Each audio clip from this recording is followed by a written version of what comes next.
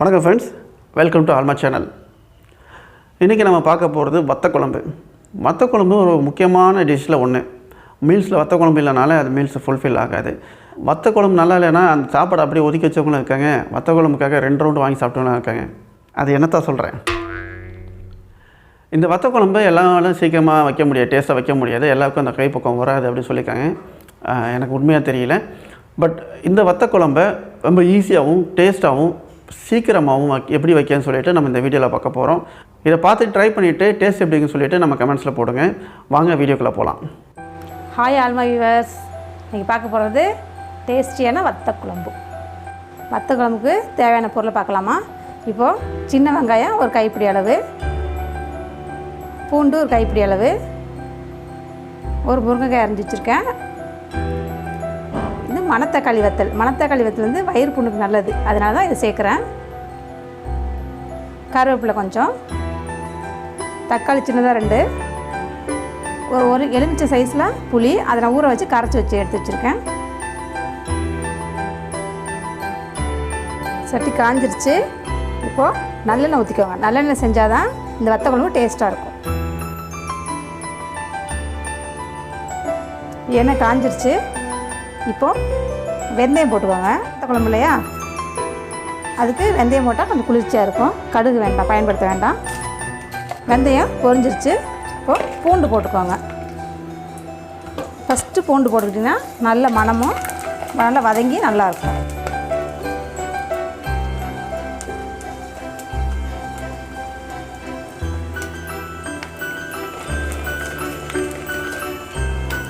வத்த குழம்பு, மீன் குழம்பு, காரக்குழம்பு இதெல்லாம் மண் சட்டியில் வைங்க, அப்போ ரொம்ப டேஸ்ட்டாக இருக்கும்.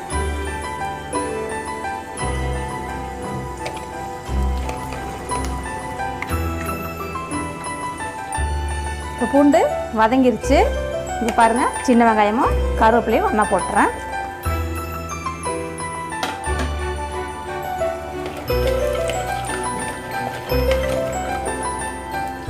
கொஞ்சம் வதங்கட்டும்.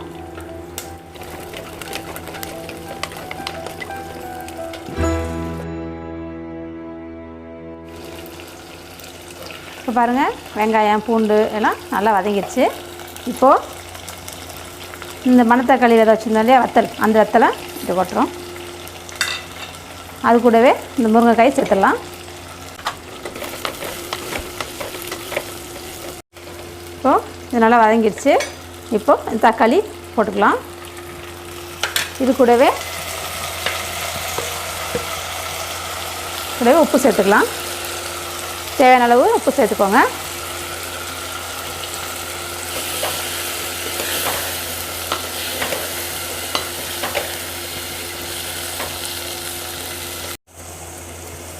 இப்போது மசாலாத்தூள் சேர்க்கணும். மசாலா வந்து நான் வீட்டிலே அரைச்சி வச்சுருக்கேன், அந்த பொடி தான் போடுறேன். நீங்களும் வீட்டில் அரைச்சி வச்சுருக்கதை போட்டுக்கலாம். 2 ஸ்பூன் போட்டுக்கிறேன்.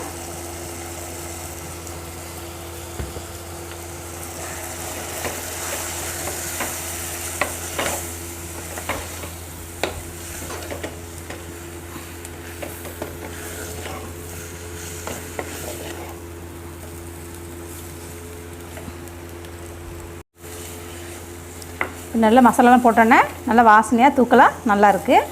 இப்போது இந்த கரைச்சி வச்சுக்கோங்க புளி, அந்த தண்ணியை சேர்த்துக்கோ. தேவையான அளவு சேர்த்துக்கோங்க, ரொம்ப சேர்க்கணும் கிடையாது. உங்களுக்கு எவ்வளோ தேவையோ சேர்த்துக்கோங்க. இது கூட கொஞ்சம் தண்ணி ஆட் பண்ணிக்கோங்க. ஆட் பண்ணி நல்லா கிண்டி விட்டுட்டு கிளறி விட்டுட்டு ஒரு மூடி வச்சு மூடிடுங்க. ஒரு 5 நிமிஷம் திறந்து பார்த்தா நல்லா வெந்து கொதிச்சிருக்கும். நம்ம ஆஃப் பண்ணிக்கலாம். 5 நிமிஷம் கழிச்சு பார்க்கலாம். பாருங்கள், நல்லா கொதிச்சிட்ருக்கு.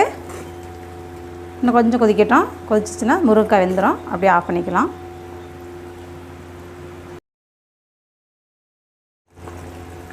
இப்போ பாருங்கள், வத்த குழம்பு நல்லா மணமாக நல்லா வாசனையாக இருக்குதுங்க. இப்போது இந்த ஸ்டேஜில் இந்த கொத்தமல்லி தலையும் தூவிடுறேன்.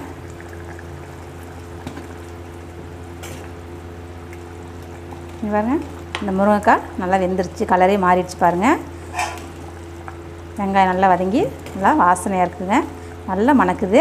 நீங்களும் வீட்டில் செஞ்சு பார்த்துட்டு சாப்பிட்டுட்டு எனக்கு கமெண்ட்ஸ் போடுங்க, லைக் பண்ணுங்கள், ஷேர் பண்ணுங்கள்.